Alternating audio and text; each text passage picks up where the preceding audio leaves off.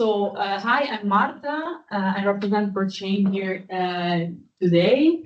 The idea behind this panel was essentially to wrap up after these great excursions that we had on the CHAISE resources for students and workers willing to upskills in the field of blockchain technology. And essentially, yeah, really summarize the current trends and the needs of the sector. Also to give our audience today a sense of direction and food for thoughts on, further path towards the actual employment in this industry. So really to try to wrap it up in a very practical way, let's put it like this. So I have the pleasure to ask these questions today to familiar faces. So we have good Raimundas and Farisa. They actually represent exactly the kind of institutions and environments that I think are relevant for our audience to understand a bit more about this kind of skills. So without further ado, I will ask the first question. I think this first question is perhaps more suited for Kun first to answer. So I wanted to ask, what are the most critical blockchain skills that are currently in high demand across industries, and also how do you foresee these evolving in the next, let's say, 3 to 5 years? Thank you for the question. Well, I was on a CHAISE event earlier this week too, where collaboration was positioned as a skill. Communication. These are often seen as soft skills, but they actually bring hard results, but they're not technical skills. And I think it will be a growing challenge going forward to not have just the technical skills, right? Because we have enough. Yet there are plenty of people that can program.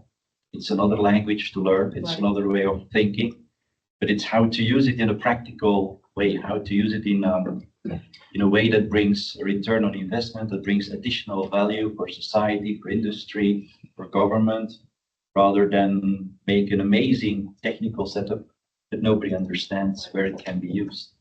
And I think their communication is important, but also collaboration, how to foster an ecosystem to grow around a blockchain-based solution, because blockchain is not panacea, it's not everything, it's just a part of a solution that will in the end bring results.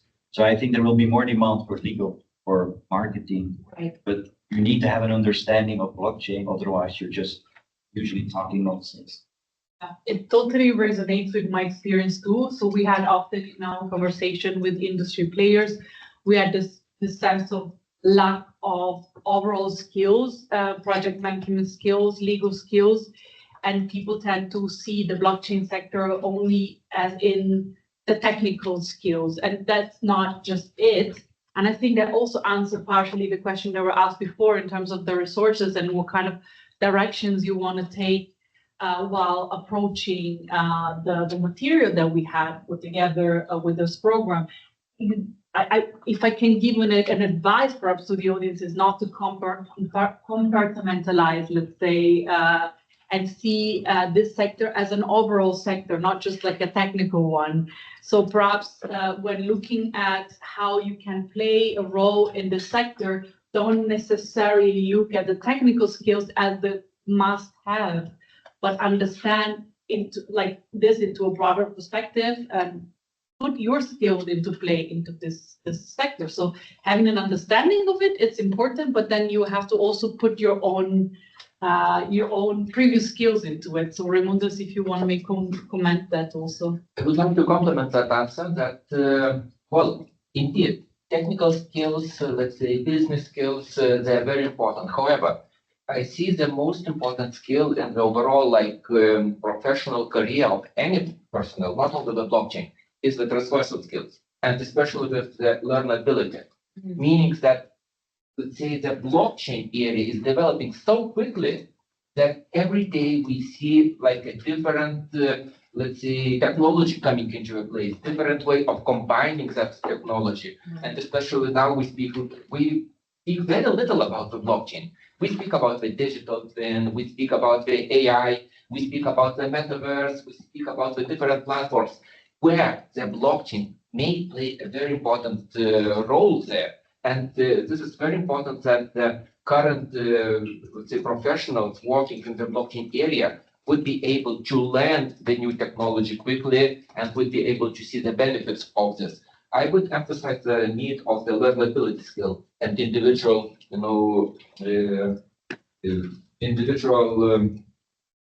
effort on reaching the required level of the current market. Yeah, it's true. Like, I think in general, there is a theme of convergence recently that plays into the sector, for which most people think that blockchain is perhaps reaching a point where it's not necessarily hot anymore. But I think we forget often that a lot of the technologies that Raimundo's mentioned are actually built on blockchain.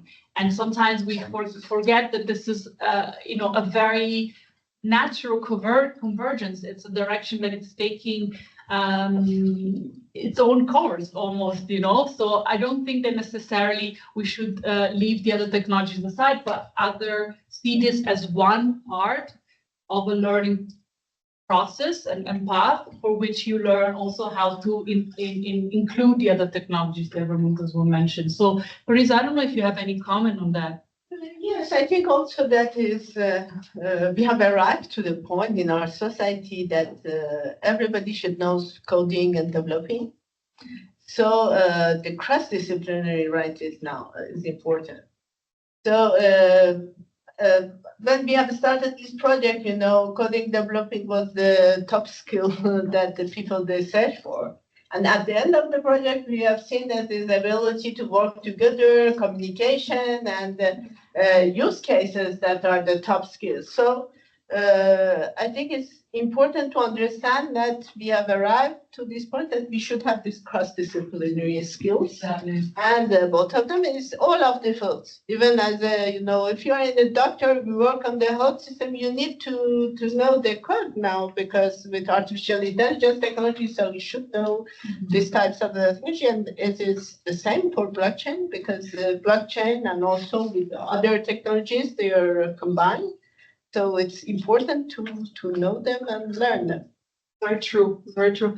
And I think perhaps to link with this kind of evolution that we're discussing, the next question comes in very handy, and it's basically about how we ensure that the current professionals in the blockchain sector have actually access to effective reskilling and upskilling opportunities to actually stay really relevant in the sector that is so quickly evolving and it's merging with other technologies. So what do you think are the best opportunities for that?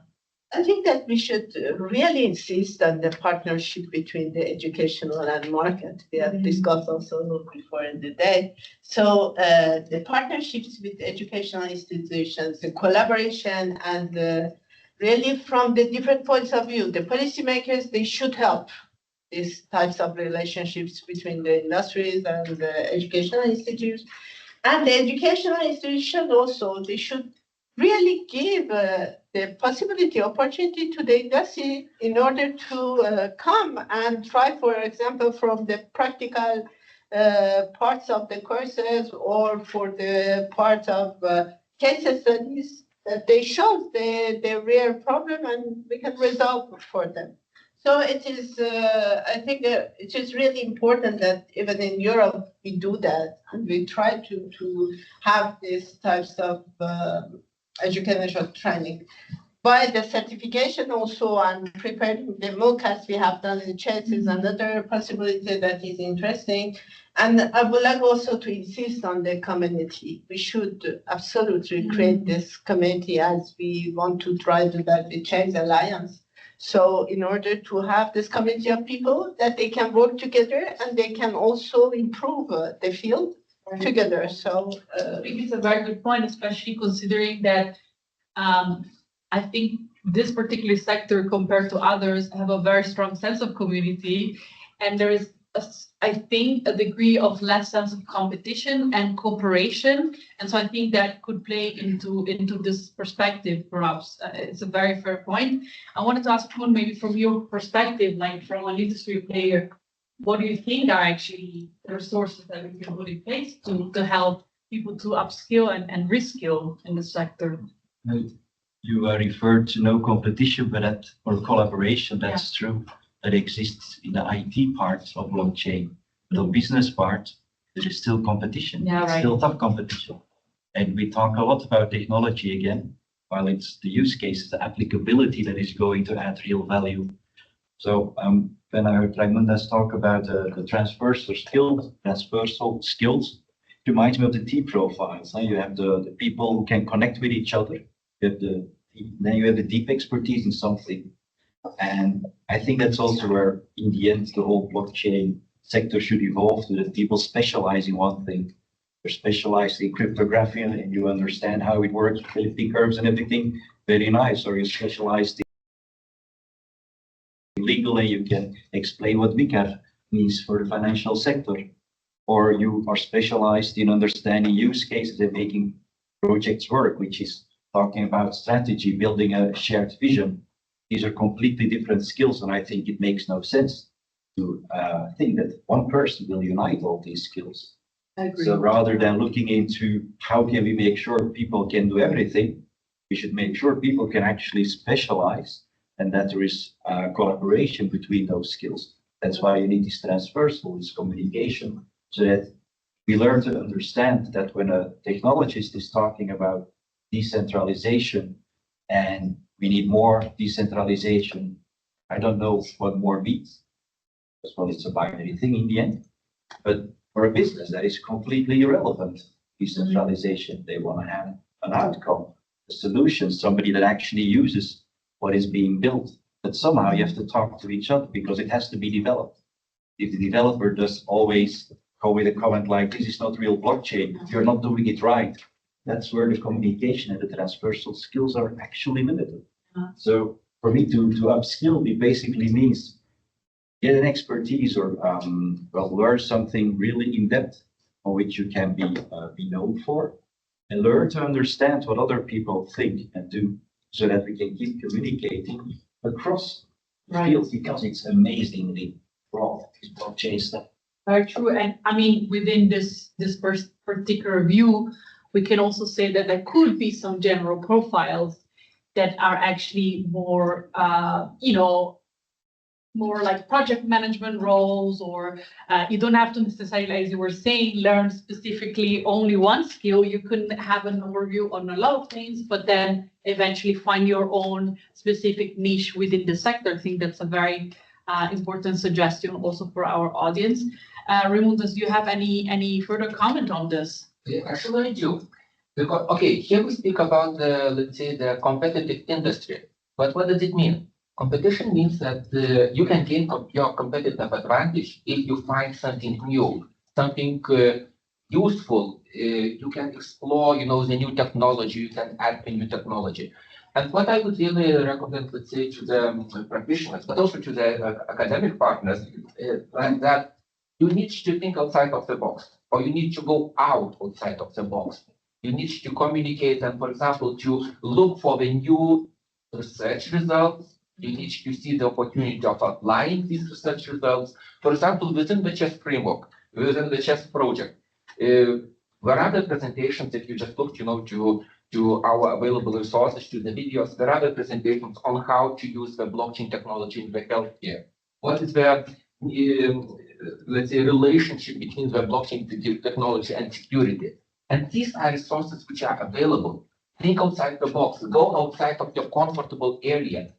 Go to these, look for this presentation, go to the authors of this presentation, try to establish the joint projects, apply the new technology, and that's the place where you will get your competitive advantage. Yeah, like be one step ahead and kind of like essentially look into hot trends and the next level, the next new thing, so that you can be actually competitive within the field. Which this is an extremely important lesson, I would say, for our audience and the kind of people that we want to speak with, essentially, with our program. I don't want to further bore the audience and you guys, so let's wrap it up with the last question. I think it's kind of like conclusive of what we discussed today, and that would be, what role should educational institutions and industry bodies and policymakers play in creating accessible and standardized blockchain education and certification program to support both new entrants, but also experienced professionals. So I would start perhaps with Parisa, if you don't mind. I think the educational institutions, they're responsible for creating and delivering blockchain, I said education programs and integrating them also with research. So that's their role. While the industry bodies, they can also ensure that this program meets real world demands through standardization, accreditation, and professional development. And the policymakers that play a key role for providing regularity, clarity, financial support, and creating a framework for private and public collaboration. So if all of us, if these three bodies, they can ensure this collaboration, this work, if we can have these tools in order to collaborate, I think that we can arrive and we can also be competitive even in the world. So the point right now, I think, is how we can work together from industry point of view, educational and policymakers, how we can have this possibility to collaborate, have this possibility also to brainstorming, because I think it's what is really missing right now, is these places, these spaces in order to brainstorm. And perhaps this is where the CHAISE Alliance could play a role in the future to actually be able to have this kind of conversation and bring to the relevant people this kind of discussion. And you know, I think it's a very interesting point for our future alliance, maybe like to play this role, or to play this part. Maybe I would like also to ask him what he thinks about this. Well, I'm happy to learn there is a registry with over 250 educational tracks. It means there is a clear offering. So that's good. Happy to see that. I think standardization is really important, whether it's an ISO standard or a common vocabulary as a common language, simply improves communication. If everybody knows what a node means or an oracle, it just happens to improve communication if you talk with others or even outside the blockchain ecosystem. So I'm a real fan of standardization. And for the universities, I hope fundamental research will really take a high flight, because it's what we need. Something we didn't discuss is true. Yeah. So it's really the pure R&D, like how does it work? What can you do? If we have an hypothetical situation, what would the result be? It's in the end, those articles that will inspire companies or startups or spin-offs to build new items that can be used by industry. It fuels also the thinking of the innovation managers within industry, and it's growing in blockchain, but it's still quite limited. And I really would like to see more research. I would say that then to summarize, and then I will give the floor to Raimundas also. So then we could summarize it as cooperation and communication and research are very important points to contribute to this. Raimundas, do you have any further thoughts on this? But basically, you have summarized everything perfectly, and I can always complement that. Okay, the key point here is an open communication between all the parties, as mentioned, educational institutions, industry bodies, policymakers. Because first of all, these parties, they have three different interests contributing to the field. But if to make the communication established and align between these interests, that was the problem. I think this is a very interesting conversation, and I wish we will have in the future more opportunities to have this kind of forum for us to be able to discuss it, and perhaps also bring our takes to the right people, right? to get really some results. So thank you so much for this brief session. And with that, I think we can wrap this session. And perhaps Valerie, you want to give a couple of words? Yes, I think that for at least for the people online and for us today, we really had an overview of the main outcomes of the CHAISE project, what we did in the last 4 years. It was a long journey, but we arrive more or less at the end of it with a lot of interesting resources that are available on our website. But this is actually only a very small group of outcomes that we produced. In the website, there is much more than this. So I really strongly advise for the people who are connected online to go have a look and to the mind map that we also put in the library to really understand which path that you can take to actually be able to use all of the materials, probably also readapt it and use it in your practice. This is absolutely our main objective, and the scope of this project is that you have the chance to reuse these materials and really take this project beyond its life and keeping it alive in the coming months and weeks when CHAISE by the end of October it's going to actually end.